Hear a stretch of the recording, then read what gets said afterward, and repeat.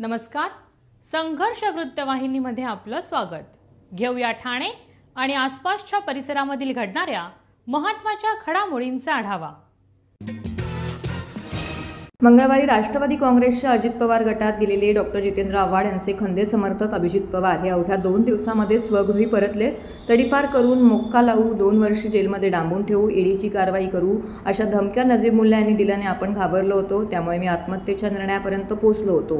त्यातूनच मला जबरदस्तीने अजित पवार यांच्यासमोर उभं केलं आणि माझा पक्षप्रवेश करून घेतला असा खळबळजनक आरोप अभिजित पवार यांनी पत्रकार परिषदेअंतर्गत केला आहे. यावेळी जितेंद्र आव्हाड देखील या ठिकाणी उपस्थित होते. त्याचबरोबर त्यांच्या या पत्रकार परिषदेनंतर आज आपली बाजू मांडण्याकरिता पत्रकार परिषदेअंतर्गत केलेल्या आरोपानंतर राष्ट्रवादी काँग्रेस अजित पवार गटाच्या वतीने देखील ठाणे कार्यालयामध्ये पत्रकार परिषद घेण्यात आली. या पत्रकार परिषदेस माजी खासदार आनंद परांजपे, त्याचबरोबर माजी नगरसेवक नजीब मुल्ला, वीरू माघबारे हे देखील येथे उपस्थित होते. या आरोप प्रत्यारोपानंतर त्यांनी देखील आपली भूमिका या ठिकाणी स्पष्ट करत आव्हाडांना एक वेगळ्याच प्रकारचं चॅलेंज दिलेलं आहे. नाही, मी गृह खात्याला आताही तक्रार, मी कधी गृह खात्याला बोललो नाही. हे सगळं मी सांगितलं नाही देवेंद्र फडणवीस साहेबांना. मी आज पहिल्यांदा बोलतोय की हा अति व्हायला लागलं. म्हणजे मी खून पचवू शकतो, मी आत्महत्या पचवू शकतो, मी कोणालाही ब्लॅकमेलिंग पचवू शकतो, सुपारी पचवू शकतो. हे जेव्हा माणसाच्या असं अंघोळणी पडायला लागतं ना, तेव्हा तो स्वतःला दाऊदपेक्षा मोठा समजायला लागतो. परमबीर सिंग साहेबांना पुढे घ्या ना. परमबीर सिंग साहेबांनी ह्याचं आणि दाऊदचं कॉन्व्हर्सेशन टेप केलेलं आहे. याचं आणि दाऊद म्हणजे नजीब मुल्ला आणि दाऊद यांचं झालेलं संभाषण टेप केलंय. त्याच्यावरती त्याला अटक होणार होती. आम्ही कसं बसा हातापाया पडून ते प्रकरण मिटवलं. 1993 सालचा अर्ज आहे जो जमील शेख ज्याचा मर्डर झाला त्यांच्या खानदानाने केळकर साहेबांना दिलाय की मर्डर झाल्यानंतर काही दिवसातच आरोपींनी मोठं घर बांधलं राबोडीमध्ये. अचानक मोठं घर कसं काय बांधतो तो? आणि हे पत्र ऑन रेकॉर्ड आहे. आता हे पत्र पोलीस म्युन्सिपल कमिशनरला पाठवणार आहे. म्युन्सिपल कमिशनर तर राबोडीत कारवाईच घेत नाही. राबोडीत बिनधास्त चालू आहेत सगळी बांधकामं, कोणीही कारवाई करत नाही. हा याच्यातला मुख्य आरोपी ओसामा यांनी तर राबोडीमध्ये बंगला बांधला. आपला राबोडी काय उत्तर प्रदेश गोरखपूरच्या त्याच्या गावात मोठा बंगला बांधला, शोभिवंत बंगला. हे पैसे आले कुठनं? आणि मी आज ही तक्रार नोंदवतोय टीव्हीच्या माध्यमातून. सगळ्या आरोपींचे मोबाईल चालू आहेत. सगळे आरोपी बाहेर कोणाला दम देत आहेत. इरफान जो आरोपी नंबर 1 आहे, ज्यांनी नजीब मुल्लाचं नाव घेतलं की ह्यांनी सुपारी दिली म्हणून, त्याच्या आई वडिलांना धमकीचे फोन गेले. त्यांचे मोबाईल नंबर देखील आहेत. ते फोन जातात कसे? हे फोन आतमध्ये येतात कुठनं? ठाणे कारागृहात ज्याचं कॅन्टीन आहे त्या कॅन्टीनच्या माध्यमातून हे सगळं ऑपरेशन होतं. त्यामुळे आठवड्यातनं 2दा बिर्याणी, आठवड्यातनं 2दा मटण, हे सगळं जेलमध्ये जातं. चालू होतं. ह्या महाराष्ट्रातल्या राजकारणामध्ये ब्लॅकमेलिंगची सवय खूप चालू झालेली आहे. जितेंद्र आव्हाड साहेब हे माझे नेते, मी त्यांची कधीही आयुष्यात साथ सोडणार नाही. काही गोष्टी अशा झाल्या त्यामध्ये म्हणजे माझा जो पास्ट बघून चालू करण्यात आला की म्हणजे ज्यानंतर एक 307 खोटी होती ती, त्याच्यानंतर तडीपार झालो, त्याच्यानंतर परत एक 19 तारखेला जी केस झाली इलेक्शनच्या आदल्या दिवशी, त्याच्यामध्ये मला खूप त्रास देण्यात आला. म्हणजे राजकारणामध्ये असं काही घडू शकतं हे या सर्व राजकारण्यांकडनं मला शिकायला पाहिजे. तुम्हाला आता मेसेज येतील की ते स्वतः माझ्याकडे आले होते, आम्ही त्यांना काय बोलवलं नव्हतं. तर तुम्हाला नजीब मुल्ला यांची सवय माहीत असेल. त्या पद्धतीचा त्यांचा प्रेशर होता. त्या पद्धतीने काही लोक माझ्या घरी पाठवण्यात आले 21 तारखेला. त्या आधी जो झालेला इन्सिडेंट तुम्हाला सांग. 19 तारखेला 307च्या मॅटरमध्ये मी 50 दिवस बाहेर राहील. माझी चुकी काय होती? मी माझ्या ऑफिसमध्ये बसलो होतो. माझ्या ऑफिसमध्ये बसलो असताना त्यांच्या सांगण्यावरून एक मनुष्य माझ्या ऑफिसला येतो, शिवीगाळ करतो, शिवीगाळ चालू करतो. मी तेव्हा ऑफिसमध्ये बसलो होतो. त्याच्यानंतर ऑफिसमधनं मी काय बाहेर निघालो नाही. बाहेर काय घडलं हे मला माहित नाही. मग मी बाहेर असा निघून गेल्यानंतर माझ्यावरती 307चा गुन्हा दाखल झाला हे मला कळलं. मी तिथनं निघून गेलो कारण की मला हे फसवण्याचं षडयंत्र त्यांचा चालू होता. प्रेशर होता की माझ्यावरती मकोका अंतर्गत कारवाई करा. वर्षापासून शांत होतो, संयमपणा ठेवला होता की एकत्र काम केल्यानंतर आपण खानदानी असल्यावर आपण खालच्या पातळीवर जायचं नाही. शेवटी राजकारण हे लोकसेवेसाठी असतो. समोरचा माणूस खालची पातळी धरून, कारण त्यांचा स्वभाव होता कोणावर खोटे गुन्हे दाखल करायचे, कोणावर आपण तडीपार करायचा, कोणाला काय करायचं तुम्ही कळवा मुंबरामध्ये बघितलं असेल. पण प्रत्येक वेळी संयमपणा घेतला, आरोप होत राहिले. पण कालची पातळी सोडून त्यांनी एकदम खालच्या दरावर जाऊन जे त्यांनी माननीय आमचे राष्ट्रीय अध्यक्ष व आपल्या राज्याचे लाडके उपमुख्यमंत्री अजितदादा पवार साहेब, परांजपे साहेब, माझ्या सहकारी वीरू माझ्यावर जे आरोप केले ते पूर्णपणे खोटे. मला अभिजित पवार नावाचा स्मरणाला काय घेण्यात रसच नव्हता. 15 दिवसापूर्वी मला वीरू आगमरेचा फोन येतो का साहेब अभिजित पवारला भेटायचंय. मी बोललो 2 दिवसात वेळ देतो. नाही संध्याकाळचा वेळ होता. त्याने आजच द्या, नाहीतर तो दुसऱ्या पक्षात चाललाय, त्याची इच्छा आपल्या बरोबर यायची. त्याला मी तेव्हा सांगितलं का मला त्याच्यावर विश्वास नाहीये, पण एक सहकारी कळकळीची विनंती करतो, पक्ष वाढवण्यासाठी सर्वांना एकत्र करण्यासाठी तो जिद्द आहे. मी बोललो ओके बोलव, चल रात्री तुला वेळ देतो. 10:30च्या सुमारास ते भेटायला आले. भेटून गेल्यानंतर परत 8-10 दिवस मी त्यांना विचारपूस पण केली नाही. समोरून परत आला, 15-20 पोरांना घेऊन आला का सर्वांना तुम्हाला भेटायचं. भेटल्यावर स्वतःने तारीख नक्की केली, कसं काय करायचं, शिवजयंतीच्या आधी आपण कार्यक्रम करू. स्वतःहून केल्यानंतर आत्ताच वीरूनी जे पुरावे दिले, ज्याला ब्लॅकमेल केलं जातं तरी खूप अरेतुराने बोललाय. मी एवढाच आपल्या मार्फत त्यांना सांगायचंय की तुम्ही माझा संयमपणा बघितला. आता जे आरोप झालेले, आरोप तर झाले, आता सत्य त्या गोष्टीला घडवण्याची वेळ आली आहे. आम्ही आता इन्कम टॅक्सला अर्ज करणार. सर्व फायनान्शियल एजन्सीज आहे या राज्याचे, या देशाचे, त्यांच्या समोर त्याचे अफाट कमवलेले पैसे, गैरव्यवहार, अनैतिक धंदे, सरकारी जागेवर केलेली अतिक्रमण सर्व काढणार. तुम्ही काल सांगतायत की मी 22 तारखेला सुसाईड करणार होतो. आम्ही त्यांच्याकडे गेलोच नाही. जे आरोप करण्यात आलेले आहेत, आम्ही आज मागणी करतोय आणि आम्ही प्रत्येक आठवड्यात एक पत्र जितेंद्र आव्हाडांना पोस्टाने पाठवणार आहे. मी आजपर्यंत साहेब म्हणत होतो जितेंद्र आव्हाडजींना पाठवणार आहे की तुम्ही SITची मागणी कधी करणार. ट्विट करायची खूप आवड आहे त्यांना, पत्र लिहायची, प्रेस कॉन्फरन्स घ्यायची आवड आहे. त्यांनी अभिजित पवारनी केलेले आरोप, काल त्यांनी केलेली विधानाच्या बाबतीत त्यांनी स्वतः पत्र द्यावं. आम्ही आमचे राज्याचे मुख्यमंत्री साहेब, गृहमंत्र्यांना विनंती करेल का त्यांनी मागणी केल्यानंतर SIT नेमणूक करा. तिथे सर्व पुरावे आम्ही सादर करणार. ठाणे महानगरपालिकेचे मालमत्ता कर म्हणजेच प्रॉपर्टी टॅक्स भरण्याचे आवाहन. सन 2022-23 या आर्थिक वर्षाचे मालमत्ता कराचे म्हणजेच प्रॉपर्टी टॅक्सचे बिल ठाणेकर करदात्यांना महापालिकेमार्फत आर्थिक वर्षाच्या सुरुवातीस म्हणजेच माहे एप्रिल 2022 मध्ये देण्यात आलेले आहे. तथापि अद्यापही काही करदात्यांनी मालमत्ता कर महापालिकेकडे जमा केलेला नाही.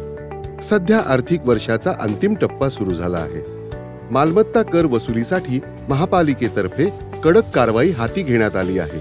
या अंतर्गत जंगम मालमत्ता, टीव्ही, फ्रीज, वाहन व इतर जप्त करणे तसेच स्थावर मालमत्ता वॉरंट बजावून जप्त करण्यात येत असून मालमत्तेचा जाहीर विक्रीद्वारे लिलाव करून कराची रक्कम वसूल करण्यात येत आहे. मालमत्तेस पाणी पुरवठा करण्यात येणारे नळ संयोजन खंडित करण्यात येत आहेत. त्याचप्रमाणे थकीत मालमत्ता करावर 2% व्याज आकारले जात असल्याने भरावयाची रक्कम वाढत आहे. आपला मालमत्ता कर propertytax.thanecity.gov.in या लिंकद्वारे तसंच गुगल पे, फोन पे, पेटीएम याद्वारे ऑनलाईन पद्धतीने करण्याची सुविधा उपलब्ध करून दिली आहे. शनिवार, रविवार व सार्वजनिक सुट्टीच्या दिवशी नागरिकांना मालमत्ता कर भरणे सोयीचे व्हावे याकरता महापालिकेचे मालमत्ता कर संलग्न कार्यालय या दिवशी कार्यान्वित ठेवण्यात आलेले आहे. तरी मालमत्ता कर वसुलीची अप्रिय कारवाई टाळण्याच्या दृष्टिकोनातून मालमत्ता कर भरून महापालिकेस सहकार्य करावे. धन्यवाद.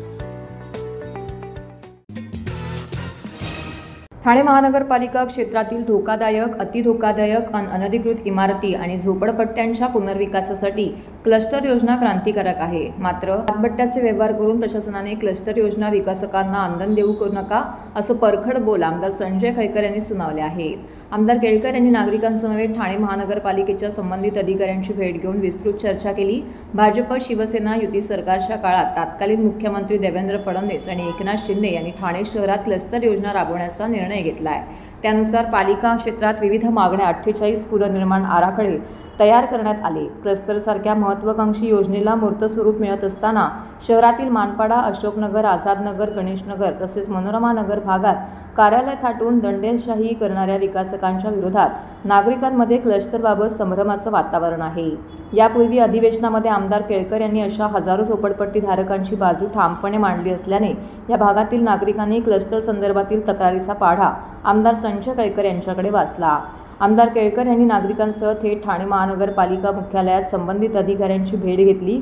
यावेळी नागरिकांनीही अधिकाऱ्यांकडे क्लस्टर संदर्भात शंका मांडल्या. यावर अतिरिक्त आयुक्त प्रशांत रोडे आणि अन्य अधिकाऱ्यांनी वस्तुस्थिती मांडल्यानंतर क्लस्टरसाठी झोपड्यांचे सर्वेक्षण म्हणजेच अंतिम मंजुरी नसल्याचा विश्वास रहिवाशांनी दिला. तसेच क्लस्टरविषयी शंका असेल तर प्रशासनाने जाहीर सभा अथवा बैठक घेऊन रहिवाशांचे शंकांचे निरसन करावे.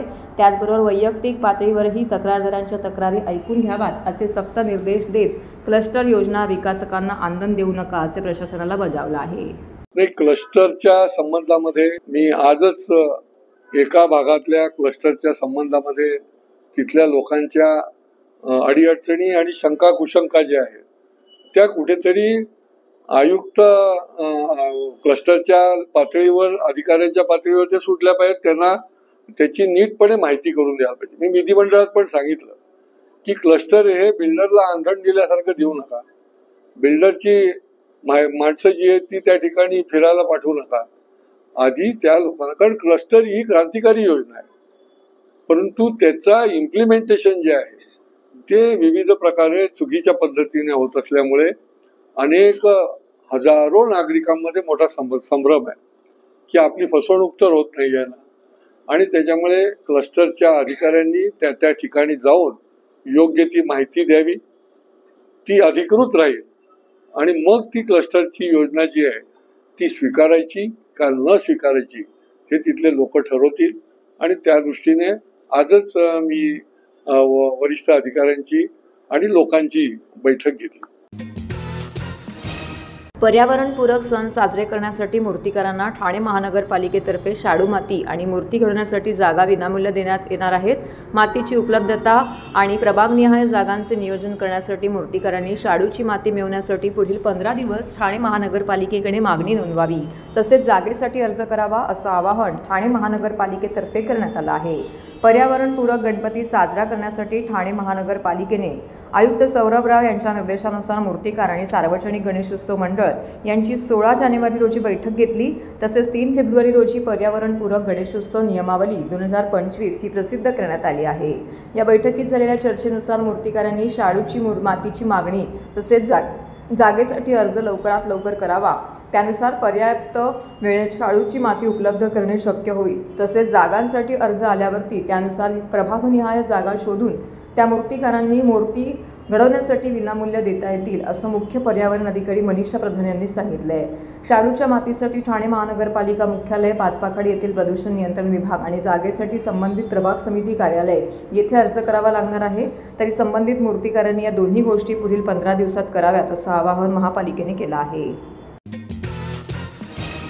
प्रधानमंत्री आवास योजना नगरपालिका आणि महानगरपालिकांना सक्तीची करावी. अमृत आणि स्मार्ट सिटी योजनेसाठी भरीव आर्थिक तरतूद करावी. PME बससेवा योजनेअंतर्गत पालिकांना वाढीव अनुदान मिळावे. मेट्रोच्या कामाला गती द्यावी. अशा प्रमुख महत्त्वपूर्ण मागण्या ठाणे लोकसभेचे खासदार नरेश म्हस्के यांनी संसदेत केल्यात. नवी दिल्लीतील संसद भवनामध्ये नगरविकास आणि गृहनिर्माण विषयक स्थायी समितीच्या बैठकीत आवास आणि शहरी कार्य मंत्रालयाच्या सन 2025 आणि 2026च्या अर्थसंकल्पावरती अनुदानाच्या मागण्यासंदर्भात चर्चा करण्यात आली. यावेळी समितीचे सदस्य म्हणून खासदार नरेश म्हस्के यांनी चर्चेत भाग घेतला. बैठकीच्या अध्यक्षस्थानी श्रीमती माला राजलक्ष्मी होत्या. 2025-26च्या अर्थसंकल्पामध्ये 96,777 कोटींची भरीव तरतूद करण्यात आली. ती गतवर्षीच्या तुलनेमध्ये 17% अधिक आहे. सन 2024-25 मध्ये 63,769.93 कोटी खर्च करण्यात आले आहेत. मंजूर निधीपेक्षाही कमी खर्च करण्यामागचं कारण काय, असं खासदार नरेश म्हस्के यांनी विचारून स्पष्टीकरण मागितलं आहे. महाराष्ट्र राज्य माध्यमिक शिक्षण मंडळाच्या वतीने घेण्यात येणाऱ्या 10वीच्या परीक्षेला 21 फेब्रुवारीपासून सुरुवात झालेली आहे. 2024-25 या शैक्षणिक वर्षासाठी ठाणे जिल्ह्यातून 10वीच्या परीक्षेसाठी 1,21,244 विद्यार्थी प्रविष्ट झाले असून 338 केंद्रावरती ही परीक्षा घेतली जाणार आहे. यंदा 10वी बोर्ड परीक्षेचा पॅटर्न सोपा झाला आहे, त्यामुळे उत्तीर्णांची संख्या वाढणार असल्याचं सांगण्यात येत आहे.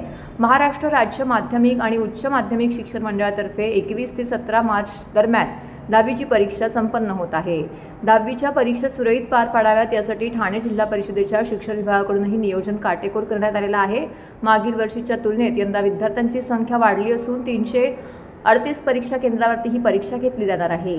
ग्रामीण भागात 60 आणि महापालिका क्षेत्रामध्ये 278 परीक्षा केंद्रे निश्चित करण्यात आली आहेत. तर परीक्षा कामकाज 20 परिरक्षक केंद्रामार्फत होणार आहेत. 10वीची परीक्षा पारदर्शक आणि कॉपीमुक्त पार पडावी यासाठी शिक्षण विभागाने विशेष उपाययोजना केल्या आहेत. जिल्हा परिषदेच्या माध्यमिक शिक्षण विभागाच्या वतीने 6 भरारी पथके तैनात करण्यात आलेली आहेत. तसेच प्रत्येक महापालिका व तालुका स्तरावर प्रत्येकी 2 बैठे पथक नियुक्त करण्यात आलेली आहेत.